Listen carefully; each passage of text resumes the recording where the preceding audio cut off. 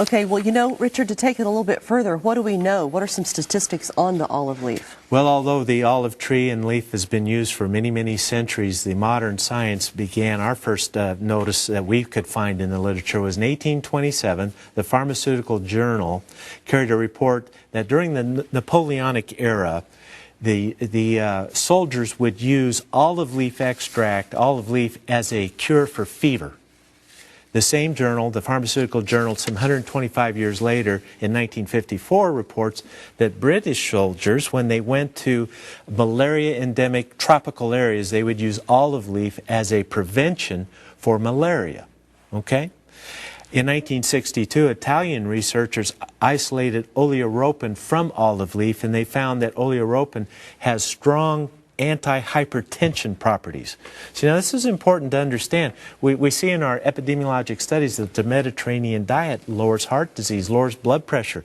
And the scientists way back in 1962 were able to understand that the oleoropin content of the olive and the leaf is what's responsible for lowering that blood pressure. Fascinating discovery. There are other things in the olive leaf that are very helpful. Beta-cytosterol. That is a plant's cholesterol. See, plants don't make cholesterol. That's an animal product, right? But the plant beta-cytosterol is similar to cholesterol, and when we ingest that substance in our body, it lowers our cholesterol level. One of the basic reasons why the Mediterranean diet lowers our cholesterol and heart disease risk. See? Beta-cytosterols. It also has tocopherols, which are your vitamin E-rich substances, flavonoids. Those are your anti-cancer and anti-heart disease. We're hearing a lot about these flavonoids and flavonols. Triterpenes also. Upjohn research in 1960. This is the era, and we're still in this era, exploring antibiotics.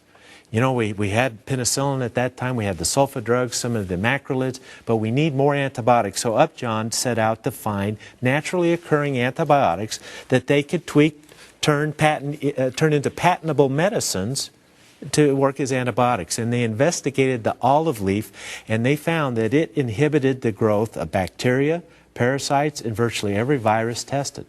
Okay? The olive leaf. Amazing.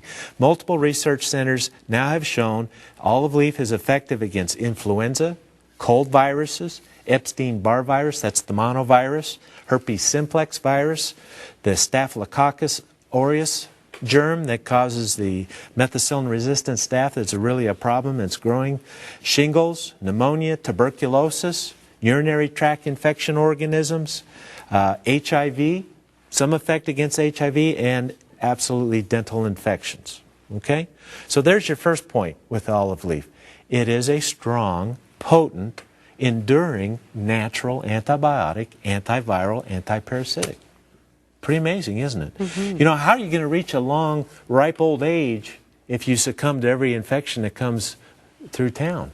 See, the foods that the Mediterraneans have eaten over the years have natural antibiotic activity, but we don't develop resistance to these agents. That's the amazing thing in my mind. Penicillin, we had 50 good years of it, and then we have resistance. We can still use it, but it's not as good as it used to be. Olive leaf endures. Doesn't that impress you? It does me. It sure does. Just, wow, that's pretty amazing. Well, I think it would be really neat to go visit that Garden of Gethsemane and just to be there. We'll have to do that one of these days. Let's make a point of it. That'd be a wonderful trip. Here we go. University of Milan did more research. Olive leaf prevents the oxidation of cholesterol plaques, another arm of the Mediterranean diet, preventing that oxidation of the cholesterol and preventing the heart disease. Mount Sinai, here's an amazing one. Mount Sinai, the wonderful hospital in New York, they gave olive leaf supplements to 9/11 workers who were exposed to the toxic rubble. And they found from their research that the olive leaf is a natural chelating agent that draws out mercury and these bad things that we've heard these stories of people exposed to the toxic rubble at 9/11. And Mount Sinai, in their studies, they gave this to the workers and it improved their health, natural chelating agent.